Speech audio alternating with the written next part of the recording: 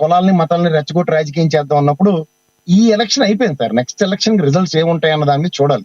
మనం ఉత్తరప్రదేశ్, బీహార్ ఇలాంటి ప్రాంతాల్లో మనం చూస్తూ ఉంటాం కుల ప్రాతిపదిక మీద, మత ప్రాతిపదిక మీద జరిగే elections. But where it comes to Andhra Pradesh అన్న దగ్గర ఈసారి దాన్ని తట్టి లేపారు. ముఖ్యంగా మతపరంగా ఈ లడ్డు వివాదం అన్నది ఎప్పుడు సమొస్తుందో నాకైతే అర్థం కావట్లేదు. ఆ దేవదేవుడి సన్నిధిలో దానికి ఉపశమనం అన్నది వచ్చేదాకా. ఎందుకంటే ఇవాళ చట్టాలకి కూడా మనం గౌరవిస్తున్నావా లేదా అన్నది ఒక పెద్ద ప్రశ్నగా మిగులుతుంది మీరు జాగ్రత్తగా గమనిస్తే. ఎందుకంటే వ్యవస్థ ఒక గౌరవప్రదమైన సుప్రీంకోర్టు ఒక సిట్టుని ఇచ్చేస్తే కూడా, నేను కొన్ని డిబేట్ లో కొంతమంది మాట్లాడుతున్నాను, రిటైర్డ్ జడ్జి కూడా అతను, సస్పెండెడ్ జడ్జి ఒక అతను ఉన్నాడు. The way is talking is totally ridiculous. అసలు దే హావ్ బీన్ బ్రైబ్డ్. ఆ వ్యవస్థకి డబ్బులు ఇచ్చేశారు, బ్రైబ్ చేశారు. ఇది నాకు చాలా ఆశ్చర్యకరంగా ఉంది. అసలు హౌ కమ్ ఇట్స్ పాసిబుల్? అత్యున్నత న్యాయస్థానం, అత్యున్నత దర్యాప్తు సంస్థ రెండు, ఒకటి సిబిఐ, ఇంకోటి సుప్రీంకోర్టు, వీటికి బ్రైబ్ ఏంటండి నాకు అర్థం కావట్లేదు.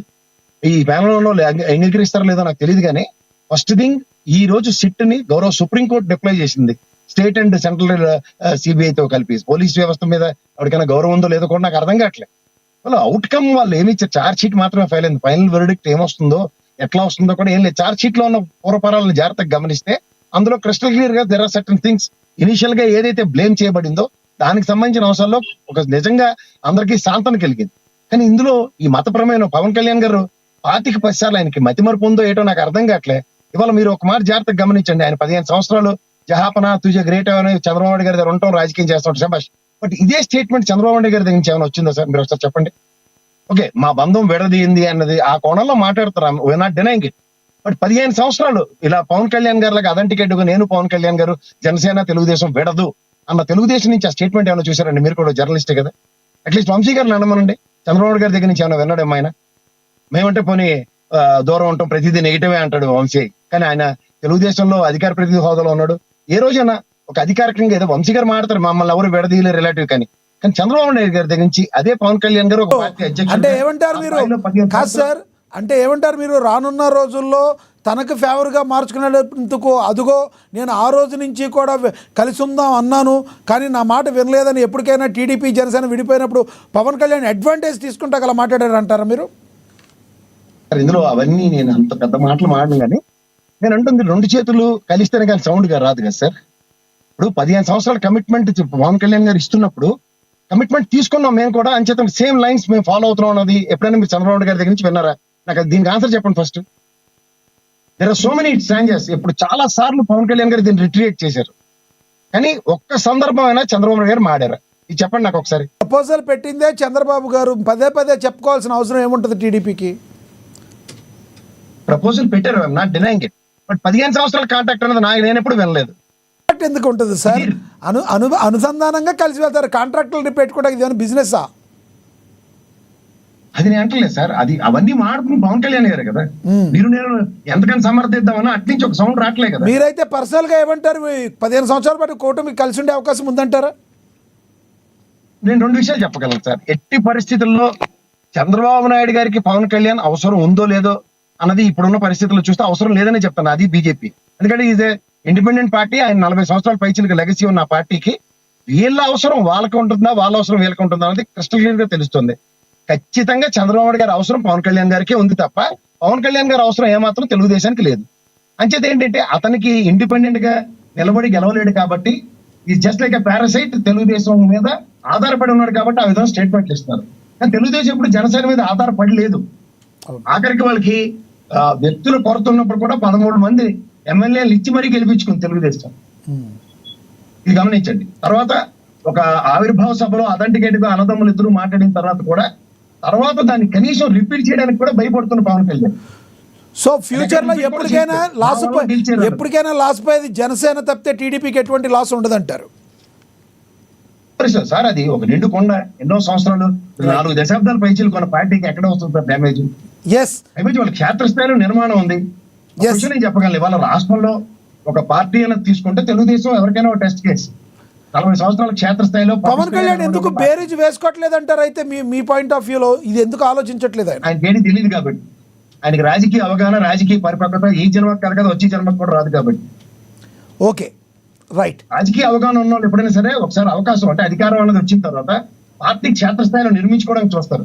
ఇప్పుడు చూడండి, మన తెలంగాణలో మీకు ప్రాక్టికల్ గా అర్థం అవ్వాలంటే మొన్న తెలంగాణలో ఉన్న కమిటీలన్నింటినీ రద్దు చేసి ఎలక్షన్ లో నిలబడతామని చెప్పాడు.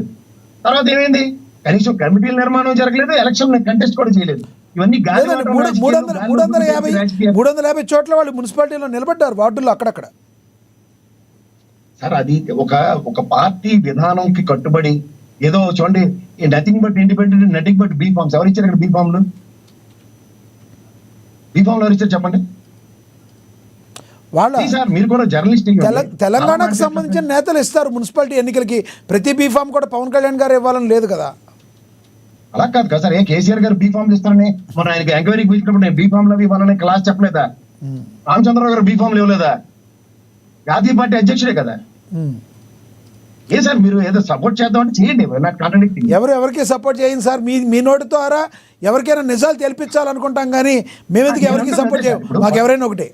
ఒక విషయం చెప్తాను లక్ష్మీనారాయణ గారు, చెప్పండి సార్. ఇప్పుడు పార్టీ క్షేత్రస్థాయిలో నిర్మాణం జరిగి కమిటీలు మళ్ళీ రీప్లేస్మెంట్ అయ్యి ఎలక్షన్ కి 350 కాదు, మేము చూడండి మొన్న 21కి స్ట్రైక్ రేట్ 100% తెచ్చుకున్నాం అన్న యాప్ లో 10-20 నిలబడమండి, ఎవరు డెనైంగ్ ఇట్. లేదంటే ఇన్ని కార్పొరేషన్లు 106 మున్సిపాలిటీలు 7 కార్పొరేషన్ల దగ్గర 350 నిలబడ్డారు, అది కూడా మేము కాదంటలే. కానీ పార్టీ నిర్మాణం మీద మనం మాట్లాడుతున్నాం ఇవాళ. సరే సార్, వాళ్ళ అంతర్గతంగా కాదు సార్, వాళ్ళ అంతర్గతంగా చేస్తారు. ఒకవేళ అవ్వకపోతే సెట్ కాకపోవచ్చు, కానీ ఒకటి వైసీపీ కోరుకుంటుందా వీళ్ళు విడిపోవాలని? సార్ ఒక్కటి మాత్రం నేను చెప్పగలను సార్, ఎవ్వరు కూడా ఉన్న వాళ్ళతో, ఇప్పుడు జగన్మోహన్ రెడ్డి అనే వ్యక్తి క్యారెక్టర్ ఎవరికైనా తెలిస్తే, ఆయన ముగ్గురు కలిపి ఆయన ఓడించినప్పుడు మీరు విడిపోయారని మళ్ళీ గెలుస్తారనే మాట ఆయన నోట్ల నుంచి రాదు. ఇది వారియర్, చావో రేవో ముగ్గురు కలిసినప్పుడు తెలుసుకున్నాడు, ముగ్గురు కలిసినప్పుడే చావో రేవో తెలుసుకోవడానికి సిద్ధపడతారు తప్ప విడిపోయారండి నేను ఒక్కొక్కరితోనూ పోరాటం చేయగలంటే ఆ 4 అసలు ఇక్కడ ఇంకొకటి, గత ఆంధ్రప్రదేశ్ టైంలో ఏదైతే ఉందో 2 పార్టీలు ఉన్న పరిస్థితి లేదు కదా. ఇప్పుడు ఏపీలో 3వ పార్టీ కూడా వచ్చింది కాబట్టి అసలు 2 పార్టీలు కలవకుండా ఒక్క పార్టీ వచ్చే అవకాశం ఉందంటారా?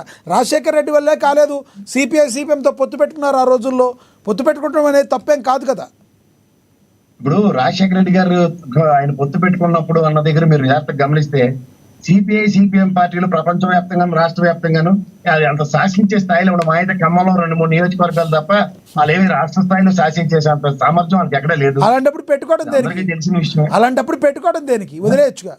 వేణి తన్నీళ్ళు తోడని ఇప్పుడు చూడండి, పవన్ కళ్యాణ్ పొత్తున్నదాన్ని కాంగ్రెస్ పార్టీ ఎగ్జాక్ట్లీ. ఒకటి చెప్పండి, మనం వేరే వాళ్ళ దగ్గరికి వెళ్తాం. ఒకటి చెప్పండి, వీళ్ళు విడిపోవాలని వైసీపీ బలంగా కోరుకునే అవకాశం ఉందా లేదా? Absolutely no. నేను ఒక అనలిస్ట్ గా చెప్తున్నాను, వాళ్ళు ఎట్టి పరిస్థితుల్లో వీళ్ళు విడిపోవాలని కోరుకోరు. రైట్, మీరు చెప్పింది అర్థమైంది. మరి కాసేపట్లో వస్తాను సార్ మీ దగ్గరికి. వస్తాను. చెప్పండి. ఇప్పుడు నేను అంటుంది ఏంటంటే, ఇండిపెండెంట్ సామర్థ్యం పవన్ కళ్యాణ్కి ఉంటే ఆయన విడిపోవాలో లేకపోతే ఆయన ఈజ్ పారాసైట్. తెలుగుదేశం కాదు సార్, కరుడు కట్టిన 2 రాజకీయ పార్టీలు అంతర్లింగనంగా భూమిలోకి చొచ్చుకుపోయినప్పుడు 3వ వాళ్ళు నిలబడాలంటే టైం పడద్దేమో, ఆ టైం ఆయన తీసుకుంటున్నాడేమో. ఒక రాజకీయ విశ్లేషకుడుగా మీకు కనిపించట్లేదా? నేను అదే చెప్తున్నాను సార్, 40 సంవత్సరాల లెగసీ కలిగిన ఒక తెలుగుదేశం పార్టీని ఎదుర్కోవడానికి వైఎస్ఆర్సీపీ ఇండిపెండెంట్ గా నిలబడి నిలదొక్కుని ఒకసారి అధికారంలోకి వచ్చింది కదా. అలాంటి ప్రయత్నం ఎక్కడైనా పవన్ కళ్యాణ్ దగ్గర కనబడింది.